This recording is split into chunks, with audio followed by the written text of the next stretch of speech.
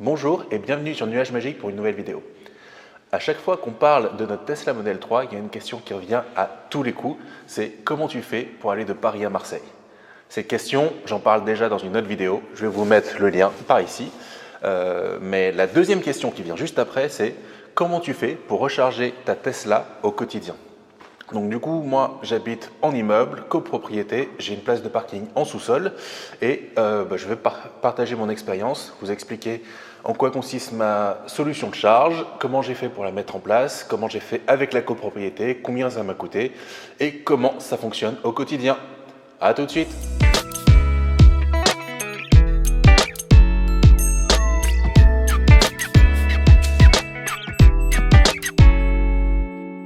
En résumé, vous êtes en copropriété, en immeuble, avec une place de parking en souterrain, vous voulez acheter une Tesla Model 3, mais quelques conseils. Alors d'abord, faites le tour de la question avec un professionnel. Donc en région parisienne, moi je vous conseille les électriciens, Olivier Trotta.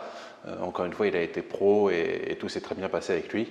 Et le tarif qu'il m'a présenté était parfaitement acceptable. Ça vous permettra de bien caler votre besoin, de vérifier la faisabilité, avoir un dossier que vous pourrez présenter à votre conseil syndical ou à votre syndic. Vous envoyez ça à votre conseil syndical, votre syndic. C'est bien d'en parler quand même au conseil syndical, ça permet d'avoir des supports qui comprendront votre démarche et qui pourront la soutenir si jamais il y a le moindre malentendu. Ensuite, le syndic aura un délai pour vous fournir une réponse. Et à moins qu'il y ait des problèmes liés à soit la faisabilité technique ou des problèmes esthétiques à cause des câbles que vous allez faire passer, a priori, ça doit être accepté. Tout ce qu'on peut vous demander, c'est de mettre un compteur, un sous-compteur certifié MID pour la refacturation. Voilà. Finalement, c'est pas si compliqué que ça. Ce qu'il faut, c'est avoir un professionnel à vos côtés pour vous donner des conseils sur la borne de charge et ensuite avoir un syndic qui soit disponible, qui soit réactif et qui comprenne le sujet et qui ne vous tourne pas en bourrique avec des questions ou des exigences qui n'ont rien à voir avec la loi. Voilà.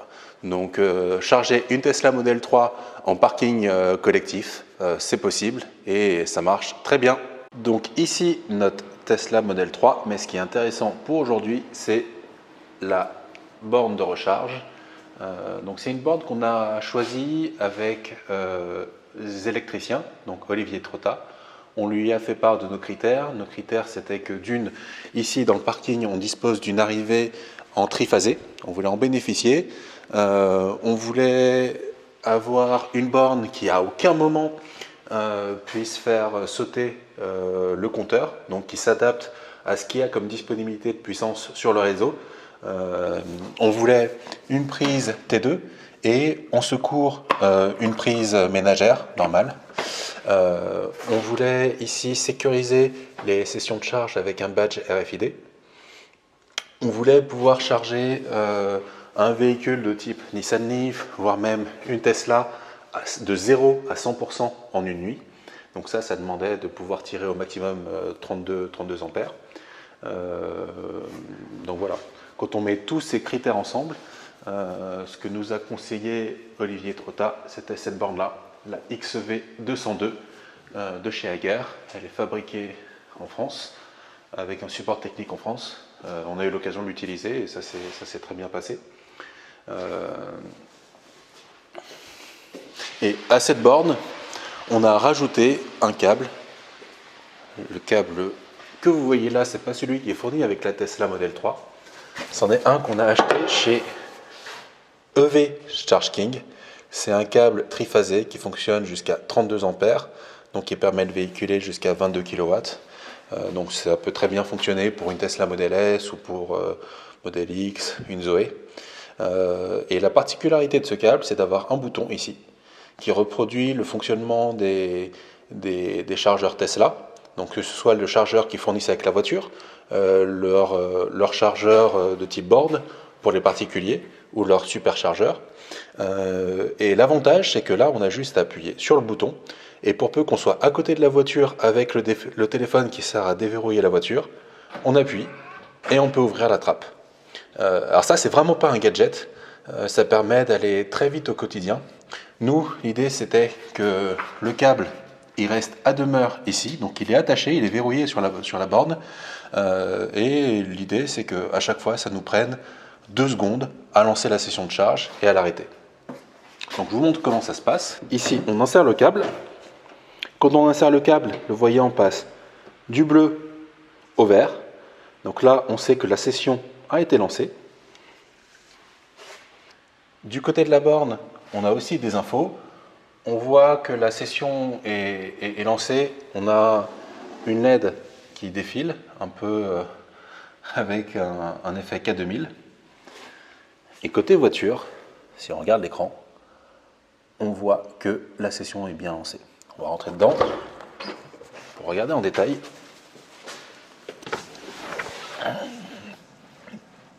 Donc en détail, le véhicule nous dit qu'il en a encore pour 1h25 pour passer de 67% à 85%, sachant qu'au quotidien, là on voit la limite, au quotidien on se limite à 85% et on va au 100% que si on a besoin de faire un long voyage. Donc ici on voit bien qu'on a 16 ampères tirés, le petit 3 ça veut dire qu'on est sur 3 phases et tout ça pour un total de 11 kW. Voilà, donc avec ça, on sait qu'on est capable de recharger ce qu'on fait comme consommation au quotidien en 1h25. Donc on est vraiment optimum. Si jamais on devait réduire au niveau de l'intensité de charge, parce qu'il y a d'autres équipements qui consommaient dans la résidence, on aurait tout de même l'assurance de pouvoir charger en moins de 3 heures. Donc ça, c'est top pour le quotidien. En complément de la borne que vous avez vue à l'instant, Olivier Trotta, des électriciens, m'a installé ce petit tableau que j'ai légèrement modifié par la suite pour ajouter un module ici dont je vous parlerai juste après. Et donc du coup, ce tableau ici, il a un sous-compteur de répartition certifié MID. C'est ça qui me permet de payer mes propres consommations à la copropriété. Donc ici, on voit l'état, l'index à la date d'aujourd'hui. Et c'est un compteur qui est sécurisé. Si jamais on se balade dans les menus, donc il y a tout un tas d'informations qui apparaissent.